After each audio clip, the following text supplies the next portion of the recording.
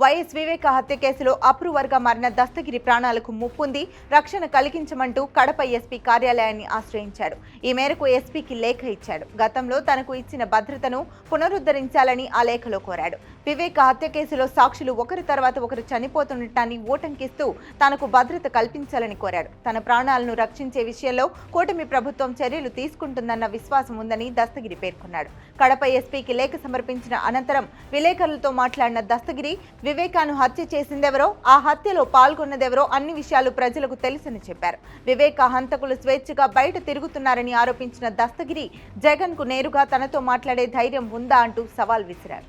Dastagiri October 2023 నుండి ఫిబ్రవరి 2024 వరకు కడప జైల్లో రిమాండ్ ఖైదీగా ఉన్నాడు. ఆ సమయంలో వైసీపీ నాయకులు తనపై తీవ్ర ఒత్తిడి తెచ్చారని దస్తగిరి ఆరోపించారు.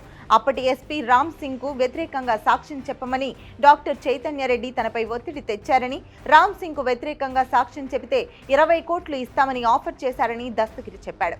అయితే తాను ఆ ఒత్తిళ్లకు లొంగలేదని, ఇప్పుడు తనకు ప్రాణభయం ఉందని, అందుకే రక్షణ కోరుతున్నానని వివరించాడు.